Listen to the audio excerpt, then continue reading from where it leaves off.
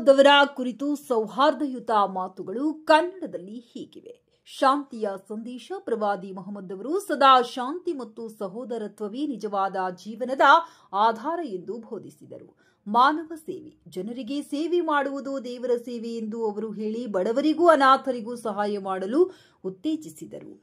ಸಹಾನುಭೂತಿ ಮತ್ತು ದಯೆ, ಎಲ್ಲರೊಂದಿಗೆ ಕರುಣೆ, ದಯೆ, ಸಹಾನುಭೂತಿ ತೋರಬೇಕೆಂಬುದು ಅವರ ಉಪದೇಶ. ಸೌಹಾರ್ದ ಜೀವನ, ಧರ್ಮವೇ ಬೇರೆ ಇದ್ದರೂ ಮನುಷ್ಯತ್ವ ಎಲ್ಲರಲ್ಲೂ ಒಂದೇ ಎಂದು ಅವರು ಸಾರಿದರು. ಸತ್ಯ ಮತ್ತು ಪ್ರಾಮಾಣಿಕತೆ, ಜೀವನದಲ್ಲಿ ಸತ್ಯ, ಪ್ರಾಮಾಣಿಕತೆ ಮತ್ತು ನ್ಯಾಯವನ್ನ ಪಾಲಿಸಬೇಕೆಂದು ಅವರು ತಿಳಿಸಿದರು. ನೆರೆಹೊರೆಯವರ ಹಕ್ಕು, ನೆರೆಹೊರೆಯೊಂದಿಗೆ ಒಳ್ಳೆಯ ಸಂಬಂಧ ಹೊಂದುವುದು ಇಸ್ಲಾಂನಲ್ಲಿ ಮಹತ್ವದ್ದೆಂದು ಅವರು ಹೇಳಿದರು. ಸಮಾನತೆ, ಎಲ್ಲಾ ಮನುಷ್ಯರು ದೇವರ ಮುಂದೆ ಸಮಾನರು ಎಂಬ ಸಂದೇಶವನ್ನ ಅವರು ಬೋಧಿಸಿದರು. ಇವುಗಳಲ್ಲಿ ಭಾಷಣದಲ್ಲಿ, ಕಾರ್ಯಕ್ರಮದಲ್ಲಿ ಅಥವಾ ಸಾಮಾನ್ಯ ಮಾತುಕತೆಯಲ್ಲಿ ಬಳಸಿದರೆ ಸೌಹಾರ್ದತೆ, ಪ್ರೀತಿ ಮತ್ತು ಶಾಂತಿಯ ಸಂದೇಶ ಹರಡುತ್ತದೆ. ನೀವು ಬಯಸುವುದೇ ಚಿಕ್ಕ ಭಾಷಣ ರೂಪದಲ್ಲಿ ಸಿದ್ಧಪಡಿಸಬೇಕೇ? ಆ ಎಲ್ಲ ಹಕ್ಕುಗಳನ್ನು ನೀಡುವುದರ ಜೊತೆಗೆ ಪ್ರವಾದಿ ಮುಹಮ್ಮದ್ ಸಲ್ಲಲ್ಲಾಹು ಅಲೈಹಿ ವಸಲ್ಲಂ ಎಂತಹ ಅನ್ಯಾಯದಿಂದ ವರ್ತಿಸುವವರನ್ನು ಪರಿವರ್ತಿಸಿದರು ಅಂತ ಹೇಳಿದರೆ, ಯಾವ ಕೈಗಳಿಂದ ತಮ್ಮ ಹೊಟ್ಟೆಯಲ್ಲಿ ಹುಟ್ಟಿದ ಹೆಣ್ಣನ್ನು ಜೀವಂತವಾಗಿ ಹೂಡುತ್ತಿದ್ದರೋ ಅವರೇ ತಮ್ಮ ಸ್ವಂತ ಕೈಯಿಂದ ಪಿತ್ರಾರ್ಜಿತ ಆಸ್ತಿಯಲ್ಲಿ ಆಕೆಗೆ ಹಕ್ಕನ್ನು ನಿಗದಿಪಡಿಸಿದರು. ಪ್ರವಾದಿಗಳು ಪ್ರೀತಿಯನ್ನು ತೋರಿಸುತ್ತೀರೋ ಅದರಲ್ಲೂ ಆ ಪೈಕಿ ಎಳ್ಳಷ್ಟು ಕಡಿಮೆ ಮಾಡದೆ ನೀವು ಹೆಣ್ಣನ್ನು ಕೂಡ ಪ್ರೀತಿಸಿ ಬೆಳೆಸಿ ಶಿಕ್ಷಣವಂತರನ್ನಾಗಿ ಮಾಡಿದರೆ ಆ ತಂದೆ ಮತ್ತು ನಾನು ಸ್ವರ್ಗದಲ್ಲಿ ಇಷ್ಟು ಹತ್ತಿರ ಬೀಳುತ್ತೇವೆ ಅಂತ ಹೇಳಿದರು ಪ್ರವಾದಿಗಳು. ಲಿಂಗ ತಾರತಮ್ಯವನ್ನು ಅಳಿಸಿ ಹಾಕಿದರು.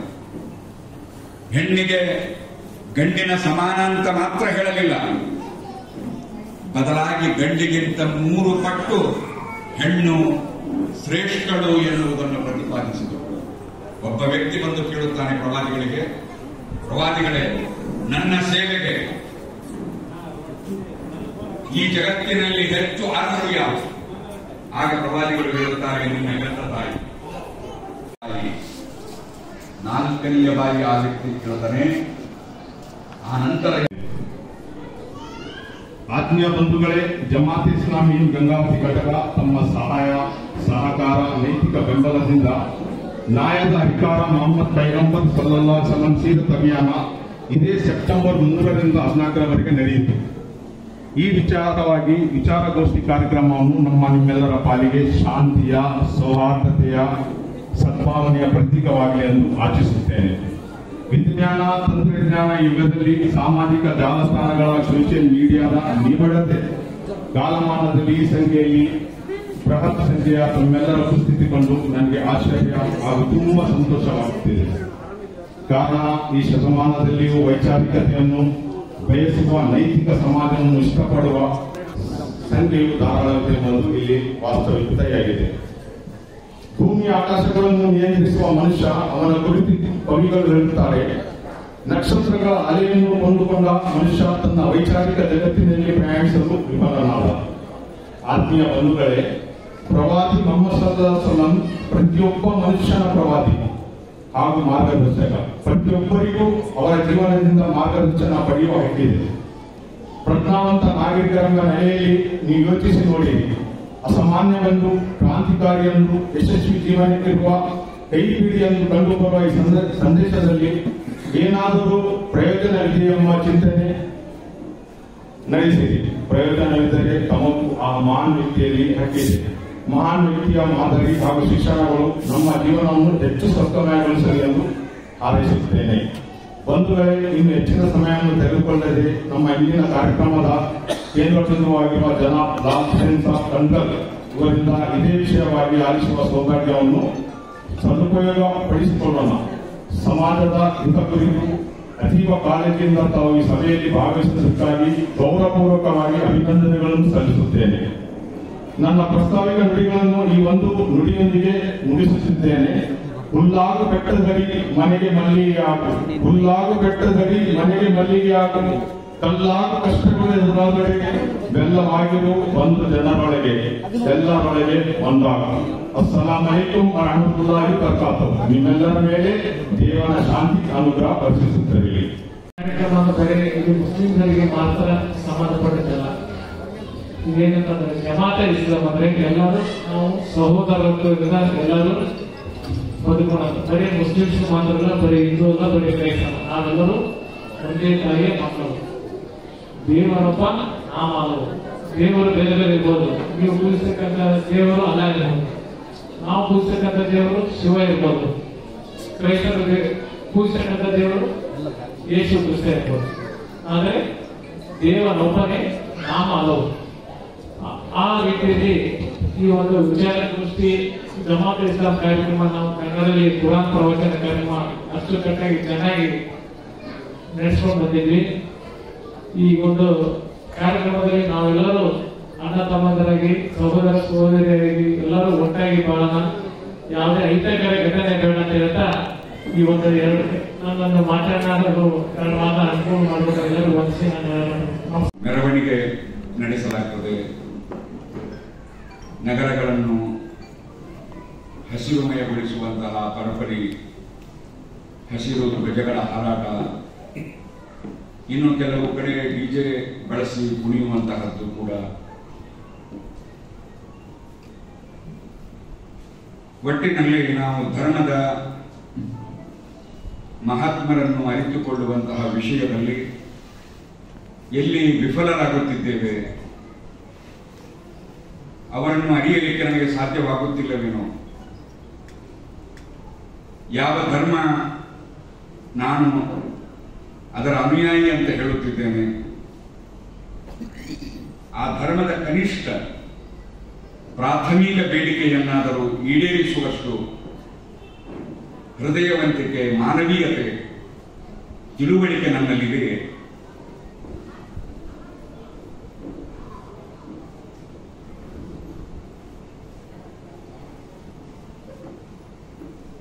ಮತ್ತು ನಿಜಕ್ಕೂ ಪ್ರಾಮಾಣಿಕವಾಗಿ ಯಾರ ಬಗ್ಗೆಯಾದರೂ ನಮಗೆ ಗೌರವ ಇದೆಯೇ,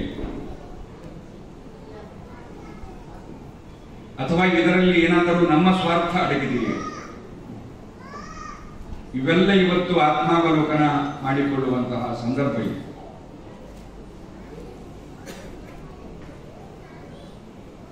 ನಾವೆಲ್ಲ ಚಿಕ್ಕವರಿದ್ದಾಗ ಈ ಈದ್ ಮಿಲಾದ್ ನಬಿ ಎಂದು ಈ ಜುಲೂಸ್ ಮೆರವಣಿಗೆಯನ್ನು ಮಾಡಲಾಗ್ತಾ ಇತ್ತು. ನಮ್ಮ ಹಿರಿಯರು ನಮ್ಮಷ್ಟು ಅಕ್ಷರ ಕಲಿತಿರಲಿಲ್ಲ, ಆದರೆ ಅವರು ಬಹಳ ಸಂಸ್ಕಾರವಂತರಾಗಿದ್ದರು. ಇನ್ನೊಬ್ಬರಿಗೆ ನೋವು ಕೊಡಬಾರದು ಎನ್ನುವಂತಹ ಸ್ಪಷ್ಟ ಅರಿವು ಅವರಿಗಿತ್ತು.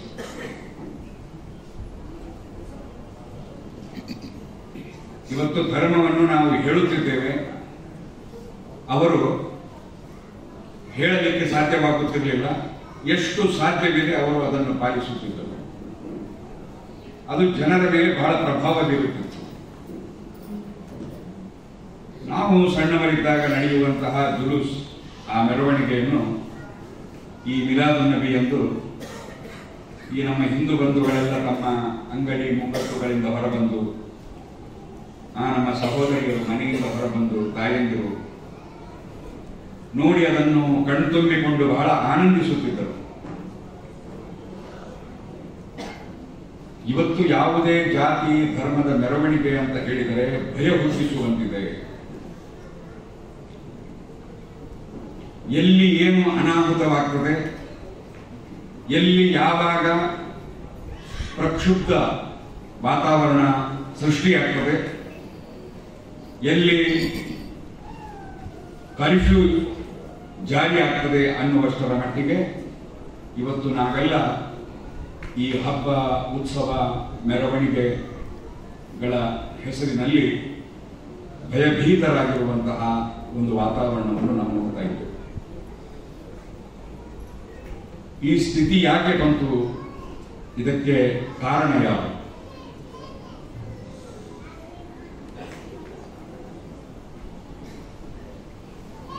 ಆದ್ದರಿಂದ ಪ್ರವಾದಿ ಹುಟ್ಟಿದ ದಿನ ಒಂದು ದಿನದ ಮಟ್ಟಿಗೆ ಮಾತ್ರ ಅವರ ಆಚರಣೆಯನ್ನು, ಜನ್ಮದಿನಾಚರಣೆಯನ್ನು ಮಾಡುವುದಲ್ಲ, ಅದನ್ನು ಅದರ ಸದ್ಬಳಕೆ ಆಗಬೇಕು, ಸದುಪಯೋಗವಾಗಬೇಕು.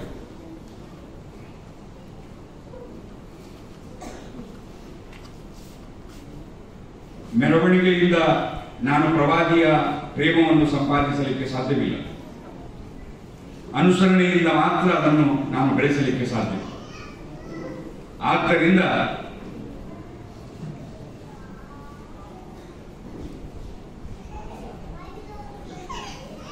ಆ ಪ್ರವಾದಿಯ ಕುರಿತಾದ ಅವರ ವ್ಯಕ್ತಿತ್ವದ ಪರಿಚಯವನ್ನು ಈ ತಿಂಗಳಲ್ಲಿ ಎಷ್ಟು ಸಾಧ್ಯವಿದೆ ಅಷ್ಟು ಜಮಾತೆ ಇಸ್ಲಾಮಿ ಮಾಡುತ್ತಾ ಬಂದಿದೆ. ಯಾವಾಗ ಈ ಮೆರವಣಿಗೆಗಳು ಇನ್ನೊಬ್ಬರಿಗೆ ತೊಂದರೆ ಕೊಡುವಂತಹ, ಕಲ್ಲೆಸೆಯುವಂತಹ, ಶಾಂತಿಯನ್ನು ಹಾಳುಗೆಡುವ, ಕಾನೂನು ಮತ್ತು ಸುವ್ಯವಸ್ಥೆಯನ್ನು ಅದಕ್ಕೆ ಧಕ್ಕೆ ಒದಗಿಸುವಂತಹ ಪರಿಸ್ಥಿತಿಗೆ ಬಂದವೋ, ಕಸಿದುಕೊಳ್ಳುವಂತಹ ಕೆಲಸ ಆಗಬಾರದು. ಪ್ರವಾದಿ ಮುಹಮ್ಮದ್ ಸಲ್ಲಲ್ಲಾಹು ಅಲೈಹಿ ವಸಲ್ಲಂ ನ್ಯಾಯದಿಂದ ವಂಚಿತವಾದ ಎಲ್ಲ ವರ್ಗಗಳಿಗೆ ನ್ಯಾಯವನ್ನು ಒದಗಿಸಿಕೊಟ್ಟರು. ಮೊಟ್ಟ ಮೊದಲು ಅವರು ಹುಟ್ಟಿದಂತಹ ಸಂದರ್ಭ, ಅಲ್ಲಿ ಹೆಣ್ಣನ್ನು ಜೀವಂತವಾಗಿ ಕೂಡಲಾಗುತ್ತಿತ್ತು. ನಿನ್ನೆ ಬಳ್ಳಾರಿಯಲ್ಲಿ ಕೂಡ ನಾನು ಹೇಳಿದೆ, ಬಳ್ಳಾರಿಯಲ್ಲಿ ಈ ಬತ್ರಿ ಕಾಲುವೆ ಅಂತ ಒಂದಿದೆ, ಅಲ್ಲಿ 1-2 ತಿಂಗಳ ಮಗುವನ್ನು ತಾಯಿ ಕೊಂದು ಆ ಕಾಲುವೆಗೆ ಎಸೆದಿದ್ದಾರೆ. ಅದು ಶವವಾಗಿ ಜನರ ಕೈಗೆ ಸಿಕ್ಕಿದೆ. ಅದು ಸತ್ತಿದ್ದರೂ ಕೂಡ ಅದರ ಮುಗ್ಧತೆ ಮಾಯವಾಗಿಲ್ಲ. ಅಷ್ಟು ಸುಂದರವಾದ ಮಗು. ಹೆತ್ತ ತಾಯಿ ತನ್ನ ಮಗುವನ್ನು, ಕಾರಣ ಈಗಾಗಲೇ ಆಕೆಗೆ 2 ಹೆಣ್ಣು ಮಕ್ಕಳಿದ್ದು, ನೀನು 3ನೇಯದ್ದನ್ನು ಹೆರುತ್ತಿ, ಅದು ಗಂಡೇ ಆಗಬೇಕು ಎನ್ನುವಂತಹ ಪತಿಯ ಕಿರುಕುಳ, ಚಿತ್ರಹಿಂಸೆ, ಆರ್ಥಿಕ ತೊಂದರೆ, ಮತ್ತೆ ಆ 2 ಹೆಣ್ಣು ಮಕ್ಕಳ ಸಾಕುವ ಸಲಹುವ ಚಿಂತೆ. ಇನ್ನು 3ನೇಯ ಮಗು ಹೆಣ್ಣು ಹುಟ್ಟಿದೆ ಅಂತ ಹೇಳಿದರೆ ಈ ಪತಿ ನನ್ನನ್ನು ಬಿಡುವುದಿಲ್ಲ, ನಿತ್ಯ ದಿವಸ ಕೊಡ್ತಾನೆ. ಆಕೆ ಕಾನೂನಿನ ಮೊರೆ ಹೋಗಬಹುದಿತ್ತು. ಇನ್ನೂ ಹಲವು ರಚನಾತ್ಮಕವಾದಂತಹ ಮಾರ್ಗಗಳಿದ್ದವು. ಆದರೆ ಆಕೆ ತನ್ನ ತನವನ್ನು ಕಳೆದುಕೊಂಡು ಬಿಟ್ಟಳು. ಆ 2 ತಿಂಗಳ ಮಗುವನ್ನು ಸಾಯಿಸಿ ಕಾಲುವೆಗೆ ಎಸೆದದ್ದು. ಅದನ್ನು ನೋಡಿದ ಎಲ್ಲ ಜನರ ಮನಸ್ಸುಗಳು ಮಮ್ಮಲ ಮರುಗಿದವು. ಹೃದಯವನ್ನು ಹಿಂಡುವಂತಹ ಯಾವ ಸ್ಥಿತಿಗೆ ಇವತ್ತು ಮನುಷ್ಯ ಬಂದಿದ್ದಾನೆ, ಯಾಕಾಗಿ ಕೊಲ್ಲಲಾಗುತ್ತಿದೆ. ಗಂಡು ಮಗುವಿನ ಅತಿಯಾದ ವ್ಯಾಮೋಹದಿಂದ ಹೆಣ್ಣನ್ನು ಇಷ್ಟು ಹೀನಾಯವಾಗಿ, ಬರ್ಬರವಾಗಿ ಕಾಣಲಾಗುತ್ತಿದೆ. ಈ ಕೆಡುಕು ಪ್ರವಾದಿಗಳ ಕಾಲದಲ್ಲೂ ಇತ್ತು. ಒಂದು ಪಾಠ ಆಗ್ತದ್ರು, ಕಾಲುತ್ತಿತ್ತು, ಅಲ್ಲಿಯೇ ಬಂತ ಸಂಘಯ್ಯೋ ಅಂತ. ಯಾವ್ದಾದ್ರು ಒಂದು ಕಾರ್ಯಕ್ರಮ, ಒಂದು ಇದ್ರಲ್ಲಿ ಭಾಷಣ ಮಾಡ್ತೀವಿ, ಮನೆಗೆ ಹೋಗ್ತೀವಿ, ಇದನ್ನ ನಮ್ಮ ಶರಣರು ಒಪ್ಪೋದಿಲ್ಲ. ಅಂಥದ್ದ ಒಂದು ಅದ್ಭುತವಾದಂತ ಕ್ರಾಂತಿ ಈ ನೆಲದಲ್ಲಿ, ಭಾರತದಲ್ಲಿ, ಅದು ಕರ್ನಾಟಕದಲ್ಲಿ, ಅದು ಹೈದರಾಬಾದ್ ಕರ್ನಾಟಕ ಅಂತ ಏನು ಕರೀತಿದ್ವಿ, ಆ ಒಂದು ಇದರಲ್ಲೇ ನಡೀತು. ಅದು ಬಸವಣ್ಣನವರ ನೇತೃತ್ವದಲ್ಲಿ. ಅವರು ಒಂದೇ ಒಂದು ಮಾತು ಹೇಳ್ತಾರೆ, ಅಂತರಂಗದಲ್ಲಿ ಅರಿವಾದರೇನಯ್ಯ, ಬಹಿರಂಗದಲ್ಲಿ ಕ್ರಿಯೆಯಿಲ್ಲ ನನಕ್ಕ. ಅಂತರಂಗದಲ್ಲಿ ತಿಳ್ಕೊಂಡು ಹಂಗ ಮಾಡ್ಬೇಕು ಹಿಂಗ ಮಾಡ್ಬೇಕು, ಅದಕ್ಕೆ ನಾವು ಶರಣರು ಒಪ್ಪೋದಿಲ್ಲ, ಮಹಾತ್ಮರು ಪ್ರವಾದಿಗಳು ಯಾರು ಒಪ್ಪೋದಿಲ್ಲ. ಅದು ಬಹಿರಂಗದಲ್ಲಿ ಆಚರಣೆಗೆ ಬರಬೇಕು ಎಂಬ ಮಾತು ಎಂಥ ಒಂದು ಅದ್ಭುತ ಕ್ರಾಂತಿ ಅಂದ್ರೆ, ನೀವು ಓದಬೇಕು, ವಚನಗಳನ್ನು ಓದಬೇಕು, ಶರಣರ ಚರಿತ್ರೆಯನ್ನು ಓದಬೇಕು. ನನಗೆ ಒಂದ್ಸರಿ ಇನ್ನು ನಾವು ಇದ್ರಾಗ ಈ ಜಂತಗಲ್ಲೇ ರಾಷ್ಟ್ರೀಯ ಬಸವರಾಜ ಕಾರ್ಯಕ್ರಮ ಮಾಡ್ತಿದ್ವಿ. ಅವಾಗ ನಮ್ಮ ಬಸವರಾಜನ ಫ್ರೆಂಡ್ ಇದ್ದ, ಯಾರು ಮೆಡಿಕಲ್ ಶಾಪ್ ಮಾಡಿದ್ನಂತ ಸಾಹೇಬ್. ಆ ಮೆಡಿಕಲ್ ಶಾಪ್ನಂತ ನಮ್ಮ ಕಾರ್ಯಕ್ರಮಕ್ಕೆ ಬರ್ತಿದ್ದ. ಇಲ್ಲಿಯ ನಮ್ಮ ಕಾರ್ಯಕ್ರಮಗಳನ್ನು ನೋಡಿ ಎಷ್ಟು ಪ್ರಭಾವಿತನಾದಂದ್ರ, ಒಂದು ಖುರಾನ್ ತಂದು ಕೊಟ್ಟುಬಿಟ್ಟೆ ನನ್ಗೆ, ಕನ್ನಡದಲ್ಲಿ ಅನುವಾದ ಮಾಡಿದ್ದ ಇದೆಯಲ್ಲ ಮಂಗಳೂರು. ಆ ಖುರಾನ್ ಏನೈತೆ, ಇಲ್ಲ ಸರ್ ನೀವು ಓದಿದ್ದನ್ನ ಅಂತ. ಸ್ವಲ್ಪ ಓದ ಹವ್ಯಾಸ ನನಗೆ, ಅದು ಕನ್ನಡದಲ್ಲೇ ಇತ್ತು, ಅದೇ ಉರ್ದುನಲ್ಲಿದ್ದಿಲ್ಲ, ಕನ್ನಡದಲ್ಲೇ ಇತ್ತು. ಓದಿದೆ ಆ ವಚನ ಸಾಹಿತ್ಯಕ್ಕೂ ಅದಕ್ಕೂ ಎಷ್ಟೊಂದು ಸಾಮ್ಯತೆ ಇದೆ. ಏನವತ್ತು ಮೊಹಮ್ಮದ್ ಪೈಗಂಬರ್ ಆಗ ನಾವು 12ನೇ ಶತಮಾನದಲ್ಲಿ ನಡೆದಂತ ಅನುಭವ ಮಂಟಪದಲ್ಲಿ ಕೂಡ ಒಬ್ಬ ಸಾಹೇಬರಿದ್ರೆಂಬುದನ್ನು ಮರಿಬಾರದು. ಬರುಣ್ ಶಂಕರ ದೇವ ಅಂತವ್ರ ಹೆಸರು. ಅಫ್ಘಾನಿಸ್ತಾನದಿಂದ ಬಂದಿದ್ರು. ಬಸವಣ್ಣನವರ ದಾಸೋಹದ ಮನೆಯಲ್ಲಿದ್ರು ಅವರು ಯಾರಿಗೂ ಪರಿಚಯ ಇದ್ದಿಲ್ಲ, ಬರೀ ಅಲ್ಲೇ ಕೆಲಸ ಮಾಡ್ಕೊಂತಿದ್ರು. ಅವರನ್ನು ಗುರುತಿಸಿದಂತವರು ಅಲ್ಲ ಮಹಾಪ್ರಭುಗಳು. ಏನಂತ ಅನರ್ಘ್ಯ ರತ್ನವನ್ನು ನಿನ್ನ ದಾಸೋಹ ಇದರಲ್ಲಿ ಇಟ್ಕೊಂಡಿದೆಯಾ ಬಸವಣ್ಣ ಅಂತ ಕೇಳಿದ್ರೆ ಶರಣರೆಲ್ಲ ಗುರುತಿಸ್ತಾರೆ. ಅವರು ಎಷ್ಟೋ ವಚನಗಳಿವೆ, ಮಠಗಳು ಕೂಡ ಇದಾವ. ಅವು ಏನಾಗ್ಬಿಟ್ಟಾವಂದ್ರ ಇವತ್ತು ಯಾರ್ಯಾರಿಗೆ ಹೋಗ್ಬಿಟ್ಟಾವ. ಇಲ್ಲಿ ಕಮ್ಮತಿಗೆ ಅಂತ ಬರ್ತದೆ, ಇಲಕಲ್ಲ ಕಡೆಗೆ. ಆ ಇಲಕಲ್ಲ ಕಮ್ಮತಿಗೆಯಲ್ಲಿ ಮರುಳಶಂಕರ ದೇವ ಮಠ ಅಂತ ಇದೆ. ಅದು ಸಾಯಿಬ ಮಠ, ಮರುಳಶಂಕರ ದೇವರ ಮಠ ಅದು. ಅದಕ್ಕೆ ಆಗಿನ ಶಾಹಿಗಳು ಸಾಕಷ್ಟು ಕೊಟ್ಟು ಹೋಗಿದ್ದಾರೆ. ಅಂದ್ರ ಆ ಒಂದು ತತ್ವ, ಆ ಒಂದು ಸಿದ್ಧಾಂತಕ್ಕೆ ಕೂಡ ಇದನ್ನು ಇಂಥವೆಲ್ಲ ನಾವು ವಿಚಾರ ಮಾಡ್ಬೇಕಲ್ಲ. ಮನುಷ್ಯ ಹಂಗಿರ್ಬೇಕು ಈ ಭೂಮಿಯಲ್ಲಿ. ಬರೀ ಹೊಡೆದಾಡ್ತಂತ ಅವ್ರನ್ನ ಬೈಯೋದು, ಇವ್ರನ್ನ ಬೈಯೋದು, ಬೆಂಕಿ ಹಚ್ಚೋದು, ಇವೇ ಕೆಲಸ. ಅಯ್ಯೋ ಮಾರ, ಯಾವಾಗ ಹೋಗ್ತೀವಿ ಹೇಳಕ್ ಬರೋದಿಲ್ಲ. ಇರೋದಿವರೆಗಾಗಿ ಮತ್ತೆ ಕಣ್ಣಿ ನಾನು ಬಿಡೋಲ್ಲ. ನಾನು ಹೇಳಿದ್ದು ನಿಮ್ಮದು ಈ ಜಿಲಾಪ ಯಾವಾಗ ನಡೀತೈತೆ ಅಂತ ಕೇಳುತ್ತಿತ್ತು. ಈ ಜಮಾತ್ ಇಸ್ಲಾಂ ಹಿಂದೂ ನನಗೆ ಬಂದು ಕರೆದಾಗ, ಅಲ್ರಿ ನೀವು ನಮ್ಮನ್ನ ಗೆಸ್ಟ್ ಆಗಿ ಕೆರಗಿದ್ದೀರಿ, ನಾವು ಏನ್ ಮಾತಾಡ್ಬೇಕು ನಿಮ್ ಸಮಾಜದ ಬಗ್ಗೆ, ನಾವು ರಾಜಕೀಯ ಭಾಷೆ ಬಗ್ಗೆ ಎಷ್ಟಾದ್ರೂ ಮಾತಾಡ್ಬೋದು, ಈ ದೇವ್ರ ಬಗ್ಗೆ ಮಾತಾಡ್ಬೇಕಂದ್ರೆ ಬಹಳ ಕಷ್ಟ ಅಂತಂದ್ರೆ, ಇಲ್ಲ ಸರ್ ನೀವು ಬರ್ರಿ ಎಂದು. ಇಲ್ಲಿ ಬಂದ್ಮೇಲೆ ನನಗೆ ಬಹಳ ಖುಷಿ ಆಗಿದ್ದು ಏನಂದ್ರೆ, ಇವತ್ತೇನಾದ್ರೂ ಇಲ್ಲಿ ಎಷ್ಟು ಜನ ಮಹಿಳೆಯರು ಕೂತ್ಕೊಂಡಿರಂದ್ರೆ ಅದಕ್ಕೆ ಮೊಹಮ್ಮದ್ ಪೈಗಂಬರ್ ಕಾರಣ. ಯಾಕಂದ್ರೆ ಅವರು 7ನೇ ಶತಮಾನದಲ್ಲಿ ಕ್ರಿಸ್ತಶಕ 7ನೇ ಶತಮಾನದಲ್ಲಿ ಒಬ್ಬ ಮಹಿಳೆಗೆ ಏನು ಇರಲಿಲ್ಲ. ಹರಾಬನಿಯಲ್ಲಿ ಕೂಡ ಬಹಳ ದುಷ್ಟಿತವಾಗಿ ಮಹಿಳೆಯರನ್ನು ನಡೆಸಿಕೊಳ್ತಿದ್ರು. ಅವರಿಗೆ ಚಿತ್ರಹಿಂಸೆ ಕೊಡ್ತಿದ್ರು, ಅವರಿಗೆ ಬಹಳ ಹಿಂಸೆಯಿಂದ ಜೀವಿತವಾಗಿ ಕೂಡ ಹೂತ ಹಾಕ್ತಿದ್ರು. ಅಂತ ಸಂದರ್ಭದಲ್ಲಿ ಮೊಹಮ್ಮದ್ ಪೈಗಂಬರು ಕೂಡ ಆ ಒಂದು ವಿಚಾರ ಚಿಂತೆಯಲ್ಲಿ ಅವರ ತತ್ವವನ್ನು ಮಾಡಿ, ಒಬ್ಬ ವಿಧಿಯು ಕೂಡ ಮದುವೆ ಆಗ್ಬೋದು ಅನ್ನುವಂತ ಒಂದು ವಿಚಾರವನ್ನು ಅವರು ಮಾಡಿ, ಪ್ರತಿಯೊಬ್ಬ ಮಹಿಳೆಗೂ ಹಕ್ಕು, ಕಾನೂನಿನಲ್ಲಿ ಏನು ಹಕ್ಕಿದೆ ಹಕ್ಕು ಬರುವಂತ ಕೆಲಸ ಕೂಡ ಮಾಡಿದರು. ಮಹಿಳೆಗೆ ವಿಧವೆಗೂ ಕೂಡ ಮದುವೆ ಆಗ್ಬೋದು ಅನ್ನುವಂತ ಕೆಲಸ ಕೂಡ ಮಾಡಿದರು. ಅಷ್ಟೇ ಅಲ್ಲ, ಸರ್ವ ಧರ್ಮ ಕೂಡ ಅವರು ಪ್ರೀತಿಯನ್ನು ಮಾಡಿದರು. ಯಾಕಂದ್ರೆ ಅವರು ಬಾಲ್ಯ ಜೀವನದಲ್ಲಿ ಬಹಳಷ್ಟು ಒಂದು ಚಿಕ್ಕ ವಯಸ್ಸಿನಲ್ಲಿ ತಂದೆ ತಾಯಿಯನ್ನು ಕಳೆದುಕೊಂಡಂತ ಪ್ರವಾದಿಯರು ಬಹಳ ಒಂದು ಚಿಂತನೆಯಲ್ಲಿ ಅವರು ಸಾಕಷ್ಟು ಒಂದು ಕಷ್ಟದಲ್ಲಿ ಬೆಳೆದು 40 ವರ್ಷಗಳ ಕಾಲ ಸರಳ ಜೀವನ ನಡೆಸತಕ್ಕಂಥ ಮೊಹಮ್ಮದ್ ಪೈಗಂಬರ್ ಅವರು ನಂತರ 40 ವರ್ಷದ ನಂತರ ಅವರು 23 ವರ್ಷಗಳ ಕಾಲ ಒಂದು ಗುಹೆಯಲ್ಲಿ ತಪಸ್ಸು ಮಾಡಿ ದೇವರ ಆಶೀರ್ವಾದವನ್ನು ಪಡೆದು ಈ ಜಗತ್ತಿಗೆ ಒಂದು ಧರ್ಮ ಅಂದ್ರೆ ಏನು, ಒಂದು ಜನಾಂಗ ಅಂದ್ರೆ ಏನು, ಒಂದು ಹಕ್ಕು ಅಂದ್ರೆ ಏನು, ಸರ್ವಧರ್ಮ ಪ್ರೀತಿ ಅಂದ್ರೆ ಏನು, ಒಬ್ಬ ಅನಾಥರನ್ನು ಅಂದ್ರೆ ಏನು, ಒಬ್ಬ ವಿಧವೆ ಅಂದ್ರೆ ಏನು ಅಂತ ಗುರುತಿಸುವಂತ ಇಷ್ಟಪಟ್ಟದ್ದು ಆ ಮೊಹಮ್ಮದ್ ಪೈಗಂಬರ್ ಅವರು. ಮೊಹಮ್ಮದ್ ಪೈಗಂಬರ್ ಬಗ್ಗೆ ಮಾತಾಡಬೇಕಾದ್ರೆ ಸಾಕಷ್ಟು ಇದೆ. ಯಾಕಂದ್ರೆ ಅವರು ಒಬ್ಬ ವ್ಯಕ್ತಿಯಲ್ಲ, ಅವರು ಈ ದೇಶದ ಈ ವಿಶ್ವದ ಒಬ್ಬ ಶಕ್ತಿ ಅಂದ್ರೆ ತಪ್ಪಾಗಲಿಕ್ಕಿಲ್ಲ ಮೊಹಮ್ಮದ್ ಪೈಗಂಬರ್.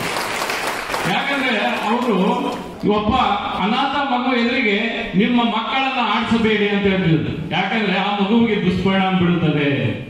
ಒಬ್ಬ ನಿಮ್ಮ ಪಕ್ಕದ ಮನೆಯವನು ಹಸಿಕೊಂಡಿದ್ದರೆ ಅವರಿಗೆ ನಿಮ್ಮಲ್ಲಿ ಊಟ ಉಳಿಸ್ತಕ್ಕಂಥ ಒಂದು ಅನ್ನಾದ್ರೂ ಕೂಡ ಆ ಪಕ್ಕದವನಿಗೆ ಯಾಕೆ ನೀವು ಊಟ ಮಾಡ್ರಿ ಅಂತ ಅನ್ನುವಂತ ಒಂದು ತತ್ವ ಸಿದ್ಧಾಂತಗಳು ನಿಜವಾಗೂ ಇವತ್ತು ನಾವು ಸರ್ವಧರ್ಮದವರು ಕೂಡ ನಾವು ಮೊಹಮ್ಮದ್ ಪೈಗಂಬರ್ ಬಗ್ಗೆ ನಾವು ಅವರ ತತ್ವ ಆದೇಶಗಳನ್ನು ನಾವೆಲ್ಲರೂ ಪಾಲಿಸಿದ್ರೆ ಮಾತ್ರ ಅವ್ರ ಜೀವನಕ್ಕೆ ಒಂದು ನಾವು ವ್ಯಕ್ತಿತ್ವಕ್ಕೆ ನಾವು ಒಂದು ಗೌರವ ಘನತೆ ತಂದು ಕೊಟ್ಟಂತೆ ಆಗುತ್ತೆ ಅನ್ನುವಂತ ಮಾತನ್ನು ಹೇಳ್ತೇನೆ.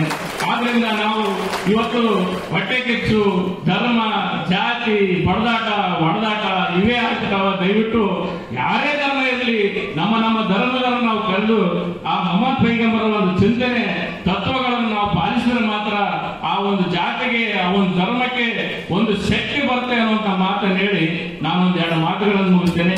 ಇನ್ನೊಂದು ಮಾತು, ವಿಶ್ವ ಹೃದಯ ದಿನ. ವಿಶ್ವ ಹೃದಯ ದಿನ ಇವತ್ತು ಕಣ್ಣಿಲ್ದ ಮಕ್ಕಳು ಹುಟ್ಟುತ್ತಾರ, ಕಾಲಿಲ್ದ ಮಕ್ಕಳು ಹುಟ್ಟುತ್ತಾರ, ಕೈಯಿಲ್ದ ಮಕ್ಕಳು ಹುಟ್ಟುತ್ತಾರ, ಏನಿಲ್ದ ಹುಟ್ಟಿದ ಮಕ್ಕಳು ಜೀವಂತ ಇರ್ತಾರೆ. ಆದರೆ ಯಾವ ಮನುಷ್ಯನಿಗೆ ಹೃದಯ ಇಲ್ಲ ಅವನು ಹುಟ್ಟಕ್ಕೆ ಸಾಧ್ಯ ಇಲ್ಲ. ವಿಶ್ವ ಹೃದಯ ದಿನ ಇರೋದ್ರಿಂದ ಇವತ್ತು ಈ ಕಾರ್ಯಕ್ರಮ ಆಯೋಜನೆ ಮಾಡಿದ್ದು ಬಹಳ ಕಾಕತಾಳೀಯವಾದರೂ ಬಹಳ ಖುಷಿ ಕೊಡತಕ್ಕಂಥ ವಿಚಾರ. ಹೃದಯ ದಿನದ ಜೊತೆಗೆ ಇವತ್ತು ಈ ಜಗತ್ತು ಹುಟ್ಟಿದ ಮೇಲೆ ಎಷ್ಟು ಕೋಟಿ ಜನ ಸತ್ತೋಗ್ಯಾರ ಗೊತ್ತಿಲ್ಲ. ಆದ್ರೆ ನಾವು ಯಾರು ನೆನೆಸ್ತೀವಿ ಅಂದ್ರೆ ಹೃದಯವಂತಿಕೆ ಇದ್ದವ್ರು ಮಾತ್ರ ನೆನೆಸ್ತಾ ಇದ್ದೀವಿ. ಆ ಹೃದಯವಂತಿಕೆ ಇರೋರು ಮೊಹಮ್ಮದ್ ಪೈಗಂಬರ್ ಅವರು, ಎಲ್ಲ ಶರಣರು, ಯೇಸು ಕ್ರಿಸ್ತ, ಬುದ್ಧ, ಬಸವ, ಇವರೆಲ್ಲರೂ ಹೃದಯವಂತಿಕೆ ಇದ್ದವರು. ಇವತ್ತು ನಮ್ಮಲ್ಲಿ ಏನಾಗಿದೆ ಅಂದ್ರೆ ಆ ಹೃದಯವಂತಿಕೆ ಬರಬೇಕಾಗಿದೆ. ಮೊನ್ನೆ ಮಂಡ್ಯದಲ್ಲಿ ಏನೋ ಒಂದು ಗಲಾಟೆ ಆಗ್ತಾವೆ. ಗಲಾಟೆದಾಗ ಯಾವುದೋ ಒಬ್ಬ ವ್ಯಕ್ತಿ ಒಂದು ಪೋಸ್ಟ್ ಹಾಕಿದ್ದ, ಬಹಳ ಅದ್ಭುತವಾದ ಪೋಸ್ಟ್ ಹಾಕಿದ್ದ. ಏನ್ ಹಾಕಿದ್ನಂದ್ರೆ, ಏನು 9 ಜನ ಟ್ರಕ್ ಆಕ್ಸಿಡೆಂಟ್ ನಲ್ಲಿ ಸತ್ರ. ಆ ಟ್ರಕ್ ಆಕ್ಸಿಡೆಂಟ್ ನಲ್ಲಿ ಸತ್ತ ವ್ಯಕ್ತಿಯ ಹೆಸರು ಭುವನೇಶ್ ಅಂತಿತ್ತು. ಬದುಕಿದ್ವಿ ಅಂದ. ಭುವನೇಶ್ ಅಂತ ಇರೋದ್ರೆ ನಾವು ಬದುಕಿದ್ವಿ. ಅವನೇನಾದ್ರು ಭಾಷಾ ಸಾಬೇಕಿದ್ರೆ ಎಷ್ಟು ಬೆಂಕಿ ಆಗ್ತಿದ್ದ. ಆ ಹಿನ್ನೆಲೆಯಲ್ಲಿ ಅಂದ್ರೆ ನಮ್ಮಲ್ಲಿ ಹೆಂಗಾಗ್ತಾ ಇದೆ ಅಂದ್ರೆ, ಮಗಳು ಮಾಡಿದ ತಪ್ಪು ನಮಗೆ ಕಾಣೋದಿಲ್ಲ, ಸಸಿ ಮಾಡಿದ ಕೂಡ ತಪ್ಪು ಕಾಣುತ್ತೆ. ಮಗಳು ಮಾಡಿದ ತಪ್ಪು ಹೊಟ್ಟೆಗೆ ಕೆತ್ತೀವಿ, ಸಸಿ ಮಾಡಿದ ಏನು ಆಶಯಗಳದವ ಅದನ್ನು ನಾವು ಪರಿಪಾಲನೆ ಮಾಡಿದರೆ ಎಲ್ಲರೂ ಶಾಂತಿ ರೀತಿಯಿಂದ ಬದುಕಬಹುದು. ಎಲ್ಲಾ ದಾರ್ಶನಿಕರು ಎಲ್ಲಾ ಜಾತಿಯಲ್ಲಿ ಹುಟ್ಟಿದ್ದಾರೆ. ಯಾವುದೇ ಜಾತಿ ಮತ್ತು ಪಂಥಗಳನ್ನು ಮೀರಿ ಎಲ್ಲಾ ಜಾತಿಗಳಲ್ಲಿ ಧರ್ಮಗುರುಗಳಿದ್ದಾರೆ. ಯಾವುದೇ ಜಾತಿಗಳಲ್ಲಿ ಸಾವಿರಾರು ಜಾತಿಗಳಿದೆ ನಮ್ಮ ಭಾರತದಲ್ಲಿ. ಒಂದು ಜಾತಿ ಇಲ್ಲ. ಭಾಷೆಗಳು ಸಹಿತ ಅಷ್ಟೇ. ನಾವು ಕೆಲವೇ ಕೆಲವು ಭಾಷೆಗಳನ್ನ, ಕೆಲವು ಜನಾಂಗಗಳನ್ನು ಕಾಣ್ತೀವಿ. ಆದರೆ ಸಾವಿರಾರು ಭಾಷೆಗಳನ್ನ ತನ್ನ ಮಡಿಲಲ್ಲಿ ಇಟ್ಟುಕೊಂಡಿರುವಂತದ್ದು ಭಾರತ. ಭಾರತ ಮಾತ್ರ ವಸುದೈವ ಕುಟುಂಬಂ ಅಂತೇಳಿ ಬಯಸುತ್ತೆ. ಆದ್ರೆ ಬೇರೆ ದೇಶಗಳಲ್ಲಿಲ್ಲ ಈ ಅವಕಾಶ. ನೀವು ನೋಡ್ರಿ, ಯಾವುದೇ ಮುಸ್ಲಿಂ ಮತ್ತು ಯಾವುದೇ ಕ್ರಿಶ್ಚಿಯನ್ ಕಂಟ್ರಿಗಳಲ್ಲಿ ಯಾಕೆ ಹೇಳ್ತಾ ಇಲ್ಲ ಅಂದ್ರೆ ಅಲ್ಲಿ ಆ ಭಾಷೆನೇ ಬಳಸೋದಿಲ್ಲ. ಇಲ್ಲಿ ಎಲ್ಲರೂ ಇದೀವಿ ನಾವು, ಮುಸ್ಲಿಮರಿದ್ದೀವಿ, ಕ್ರಿಶ್ಚಿಯನ್ ಇದ್ದೀವಿ, ಯಾವ ಜಾತಿ ಜನಾಂಗ ಇದಿಲ್ಲ ಅನ್ನೋಂಗಿಲ್ಲ. ಅದಕ್ಕಾಗಿ ಸರ್ವ ಜನಾಂಗದ ಶಾಂತಿಯ ತೋಟ ಅಂತ ನಾವು ಇದನ್ನು ಬೆಳೆಸಬೇಕಾಗಿತ್ತು ಅನ್ನೋದಾದ್ರೆ ನಮ್ಮಲ್ಲಿ ಈ ಸಹಿಷ್ಣುತೆಯನ್ನ ಬೆಳೆಸ್ಕೊಂಡ್ರೆ ಮಾತ್ರ ನಾವು ಸಾಧ್ಯ. ಯಾವುದೋ ಒಬ್ಬ ಮುಸ್ಲಿಂ ಹುಡುಗನ ಹಿಂದೂ ಹುಡುಗ ಬರೋದು ಅಂದ್ಕೊಳ್ಳೆ ಮುಸ್ಲಿಂ ತಪ್ಪು ಹಿಂದೂ ತಪ್ಪು ಅಂತ ನೋಡೋಂಗಿಲ್ಲ. ಚಲೇ ಹಮಾರ ಬಚ್ಚಕ್ಕೂ ಮಾಡಕ್ಕೆ ಜಾಕೆ ಮಾಡಕ್ಕೆ ಚಲೋ. ನಮ್ಮ ಹಿಂದೂಗಳು ಅಷ್ಟೇ, ಯಾಕೆ ಅವ್ರು ನಮ್ಮನ್ನ ಯಾಕೆ ಕೊಡ್ತಾರ? ಅರಿ ಸ್ವಾಮಿ, ಯಾವ ತಪ್ಪು ಮಾಡ್ಯಾನ, ಏನಾಗೈತೆ ಆ ಸಮಸ್ಯೆ ವಿಚಾರ ಮಾಡ್ಕೊಡ್ರಿ ಬದಲು ಮುಸ್ಲಿಮು ಕ್ರಿಶ್ಚಿಯನ್ ಅಥವಾ ಹಿಂದೂ ಅಂತ ಯಾಕೆ ಹೋಗ್ತೀರಿ?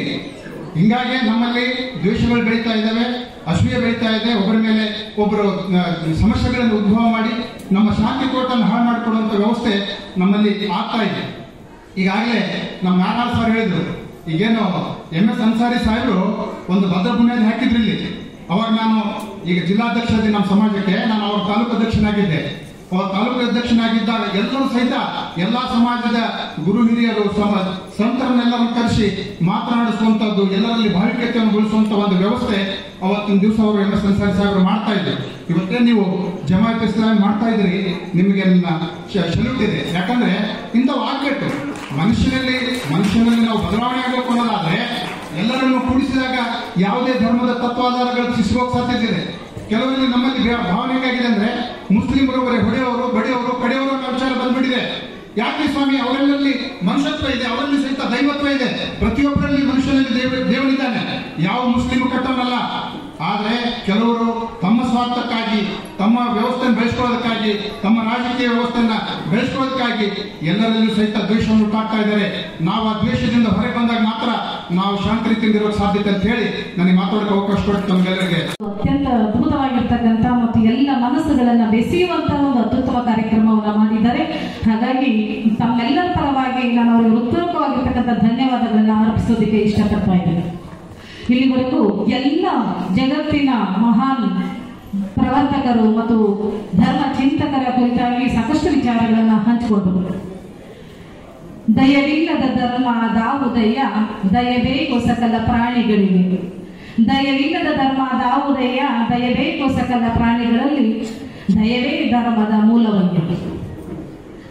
ಹೀಗೆ ದಯ, ಪ್ರೀತಿ, ಕರುಣೆಯನ್ನ ಇಟ್ಟುಕೊಂಡು ಜಗತ್ತಿನ ಎಲ್ಲ ಮಹಾನ್ ಪ್ರವರ್ತಕರು, ಧರ್ಮ ಚಿಂತಕರು ಮತ್ತು ಧರ್ಮವನ್ನು ಬಿಟ್ಟಿರ್ತಕ್ಕಂಥ ಎಲ್ಲ ಮಹಾನ್ ವ್ಯಕ್ತಿಗಳು ಮನುಷ್ಯ ಪರವಾಗಿರ್ತಕ್ಕಂಥ, ಜೀವ ಪರವಾಗಿರ್ತಕ್ಕಂಥ ವಿಚಾರಗಳನ್ನ, ಸಂದೇಶಗಳನ್ನ ಅವರು ಹೇಳಿದರು. ಆದರೆ ತಪ್ಪು ಅವರಲ್ಲಿಲ್ಲ. ಅವರನ್ನ ಅನುಸರಿಸುವಂತ ಅಂಧಾನು ಕುರುಡ ಅಂಧಾನುಗಳೇ ಇರ್ತಕ್ಕಂಥ ಅನುಯಾಯಿಗಳಲ್ಲಿ ತಪ್ಪಿದೆ. ಅಂತ ತಪ್ಪುಗಳನ್ನ ತಿದ್ದುಕೊಳ್ಳುವಂತಹ ಒಂದು ಕಾರ್ಯಕ್ರಮ ಇದು ಅಂತೇಳಿ ನಾನು ಅಂದ್ಕೊಂಡಿದ್ದೇನೆ. ಬಹಳ ಮುಖ್ಯವಾಗಿ ನಾವೆಲ್ಲರೂ ಕಟ್ಟಡವನ್ನ, ಜಾತಿಯನ್ನ, ಬಣ್ಣವನ್ನ, ಬಾವುಟವನ್ನ, ಮೌಲ್ಯ ಇಲ್ಲದೆ ಇರ್ತಕ್ಕಂಥ ಒಣ ಧರ್ಮವನ್ನ ಯಾರು ಪ್ರೀತಿಸ್ತೀವೋ ಅವ್ರು ಯಾರು ಮನುಷ್ಯರಾಗ್ಲಿಕ್ಕೆ ಸಾಧ್ಯನೇ ಇಲ್ಲ. ಹಾಗಾಗಿ ಅಷ್ಟೇ ಅಲ್ಲ, ದೇಶಭಕ್ತರಾಗ್ಲಿಕ್ಕೂ ಕೂಡ ನಾವು ಸಾಧ್ಯ ಇಲ್ಲ. ಒಬ್ಬ ಸಾಮಾನ್ಯ ಮಹಿಳೆ ಹೇಳ್ತಾಳೆ, ಮಂದಿ ಮಕ್ಕಳೊಳಗ ಚೆಂದಾಗಿ ಒಂದಾಗಿರಬೇಕ, ಮಂದಿ ಮಕ್ಕಳೊಳಗ ಚೆಂದಾಗಿ ಒಂದಾಗಿರಬೇಕ, ನಂದಿಯ ಶಿವನ ದಯದಿಂದ, ನಂದಿಯ ಶಿವನ ದಯದಿಂದ ಹೋಗಾಗ ಮಂದಿ ಬಾಯಾಗ ಇರಬೇಕ, ಹೋಗಾಗ ಮಂದಿ ಬಾಯಾಗ ಇರಬೇಕ. ಇದೇ ಜೀವನದ ಸಾರ್ಥಕತೆ. ಇಂತಹ ಜೀವನದ ಸಾರ್ಥಕತೆಯನ್ನ ಎಲ್ಲ ಜಗತ್ತಿನ ಎಲ್ಲ ಧರ್ಮದ ಪ್ರವರ್ತಕರು ಬೋಧನೆ ಮಾಡಿದ್ದು ಮಂದಿ ಬಾಯಾಗಿರ್ಬೇಕು. ನಾವು ನಮ್ಮ ಜೀವನದ ಸಾರ್ಥಕತೆಯನ್ನು ತಿಳಿಸಿಕೊಟ್ಟಂಥವ್ರು. ಹಾಗಾಗಿ ನಾವೆಲ್ಲರೂ ಕೂಡ, ಪ್ರತಿಯೊಬ್ಬರು ಕೂಡ ಮನುಷ್ಯರಾಗಿರ್ತಕ್ಕಂಥ ನಾವುಗಳು ಎಲ್ಲರೂ ಒಂದೇ. ಬಸವಣ್ಣನವರು ಕಾಸಿ ಕಮ್ಮಾರನಾದ, ಬಿಸಿ ಮಡಿವಾಳನಾದ, ಹಸನಿಕ್ಕಿ ಅಕ್ಕ ಸಾಲಿಗನಾದ, ಕನ್ನಡದಲ್ಲಿ ಜನಿಸಿದವರು ಜಗದವರು. ಪ್ರತಿಯೊಬ್ಬರು ಕೂಡ ನಾವ್ಯಾರು ಕೂಡ ಮನುಷ್ಯ ಜಾತಿ ತಾನೊಂದೇ ವರ.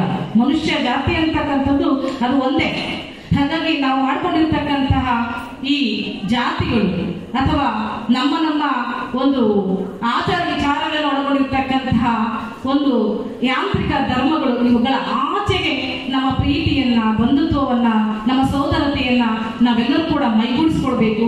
ಹಾಗ ಮೈಗೂಡಿಸಿಕೊಂಡಾಗ ಮಾತ್ರವೇ ನಾವೆಲ್ಲರೂ ಕೂಡ ಪ್ರೀತಿಯಿಂದ, ಸೌಹಾರ್ದತೆಯಿಂದ, ಸಂತೋಷವಾಗಿ ಈ ಸಮಾಜದಲ್ಲಿ ಬದುಕೋದಕ್ಕೆ ಸಾಧ್ಯ ಆಗ್ತದೆ. ಕಂಡು ಬರ್ತಾ ಇದೆ.